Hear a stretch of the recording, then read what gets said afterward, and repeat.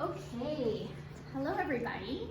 Today I'm going to do a video lecture for you on the first theory of learning, which is classical conditioning. So this lecture is a follow-up to the introduction we've done together already.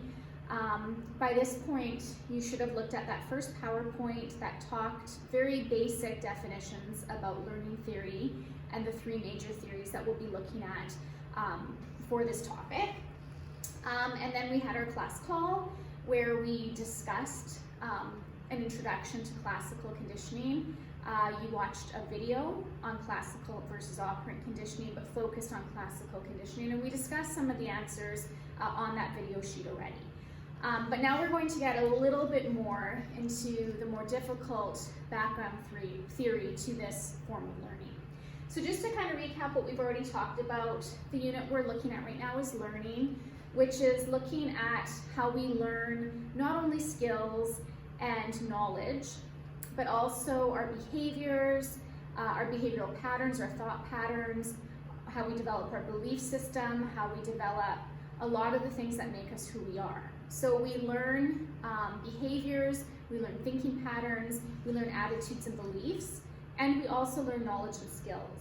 And the theory of learning looks at how we learn all of those things.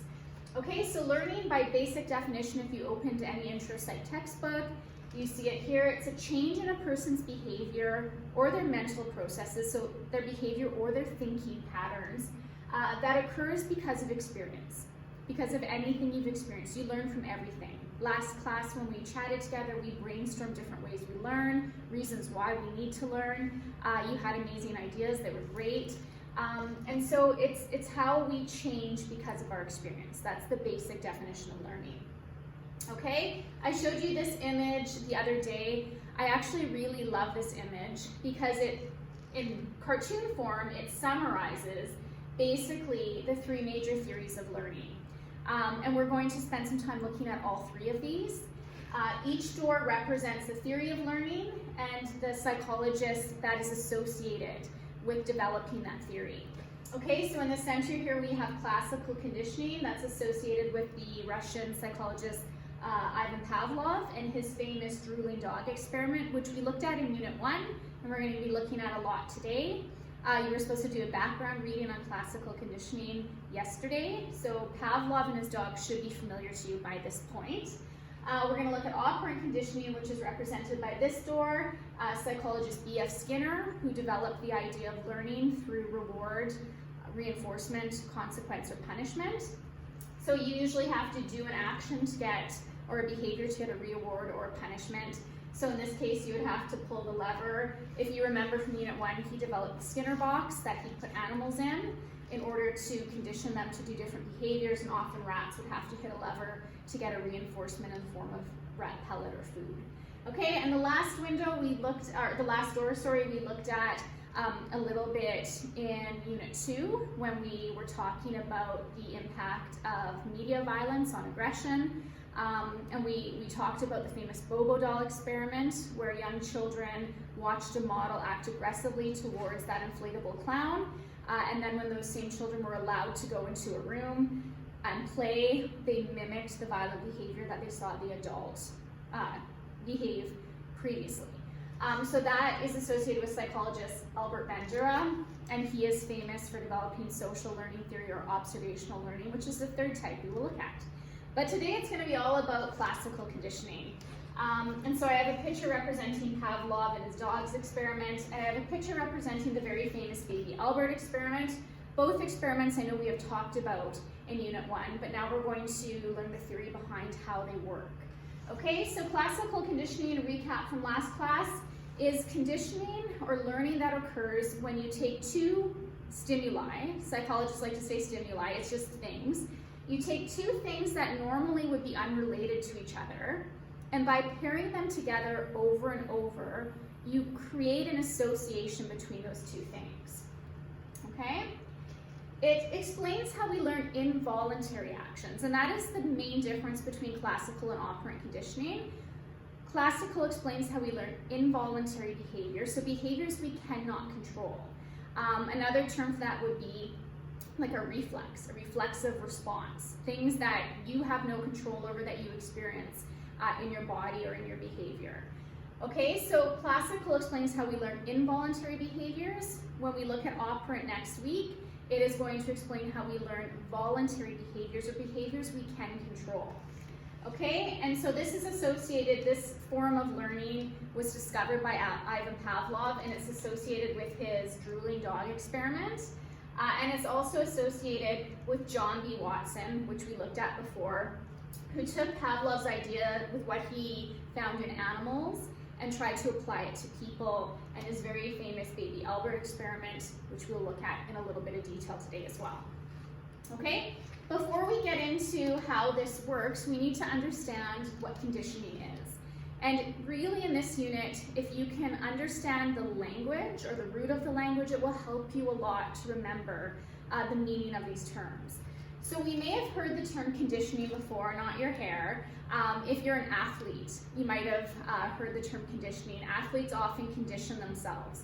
They do something over and over and over again until it becomes natural or easy for their bodies to do. So they might do conditioning drills where they do a skill over and over and over until it becomes very easy or natural. Conditioning is a fancy way of saying learning. And so when we're talking about conditioning, it is when your brain has learned that there's a connection between something. Okay, and another term you'd hear a lot is a learned association. Okay, it's an association, a connection between two things that you have learned exists. Okay, so in classical conditioning, again, this conditioning is a learned association between something and an involuntary behavior.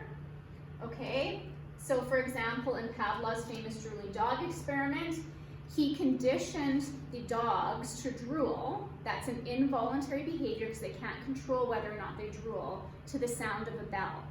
So those dogs made an association between the sound of a ringing bell and being fed, and as a result, when you rung a bell, they would start to drool. They had a reflexive response that they could not control. Okay? For operant conditioning, it is still conditioning, it's still a learned association, but we learn an association between a behavior and being either reinforced or punished for that behavior. So when you're very, very young and your parents teach you to say please and thank you, they probably reinforce you when you do that. And so you have learned that when you say please or thank you, you will get a reward. And you don't have to think of reward as like a cookie or a gold star, a smile, social approval. Those are all types of rewards. So you learn that when you behave a certain way, people will like you. And so you continue to behave that way. Okay, so this is for voluntary behaviors, behaviors you can control. You learn that when you do certain things, they're associated with a reward, or when you do certain things, it's associated with a consequence or a punishment, and so you're less likely to do those behaviors. Okay, and a perfect example of this, it's not working, there we go. In the Skinner box, a rat would learn to push a lever to get food. So he made an association, a learned association between the behavior of pushing something in his cage and the reinforcement of food. And that is operant conditioning because pushing a lever is a behavior you can control. Okay, so it's really important to understand that difference between those two theories. Involuntary behaviors, classical; voluntary behaviors, operant. Okay. So let's talk a little bit about Pavlov and his dogs. So like I said, we looked at this in Unit 1 when we did our lessons on behaviorism. But we're going to learn how to break down conditioning in this case. So just to kind of recap this experiment, okay, we'll go back to the slide actually. We know Ivan Pavlov was a Russian doctor and he was doing medical research on the digestive system of dogs. And so what he was giving them was meat powder, so like meat pounded into a powder, and then he was measuring how much drool they produced when they ate and digested things. But he soon discovered his experiment had been wrecked, his medical experiment was wrecked, because his dogs became psychic, as he claimed. And what was actually happening, these dogs obviously weren't psychic, but they had learned an association between the sound of his footsteps coming down the hall and being fed. So a learned association between the sound of either some people say his keys jingling before he opened the door, some people say his footsteps, But the dogs learned that that sound signified that they would be given food. And they had a reflexive response of drooling, not to the food, which should have caused them to drool, but to the sound of his footsteps. And he became very interested in what happened in this experiment. Why were these dogs drooling before they were given food? They were drooling because of something else. And he discovered classical conditioning, the very basis of how we learn a lot of reflexive responses in our behavior. And so the story goes that he then conditioned them to drool to the sound of a bell. So every time he gave them food, he would ring the bell, and those dogs learned an association in their brains between the sound of the bell and getting fed. And eventually he no longer had to give them food, he just had to ring the bell and they would start to drool.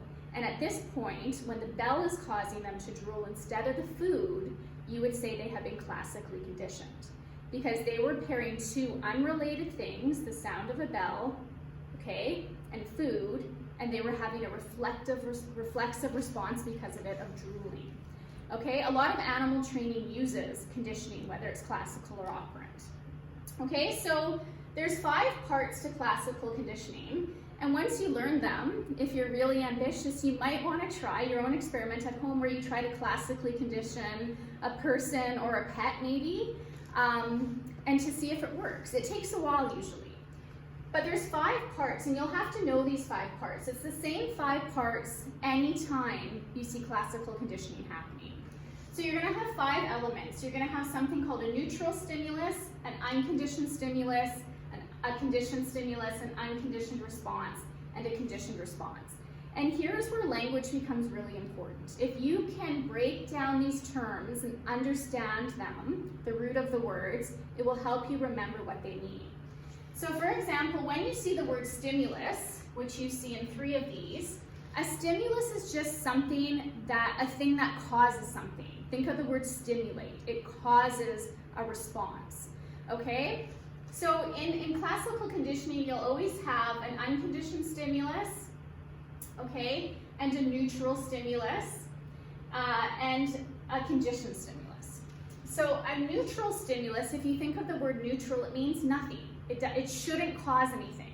So the neutral stimulus is always the thing in the process that shouldn't have that response. It shouldn't mean anything. So if you think of Pavlov and his dogs, it would be the bell. Because naturally a bell should not make a dog drool. A bell should mean nothing to a dog. It only meant something once the dog had become conditioned to it. Okay? You'll always have in this process an unconditioned stimulus. And an conditioned, remember, is just a fancy word for learned. So an unconditioned stimulus is the same as an unlearned stimulus or a natural stimulus, something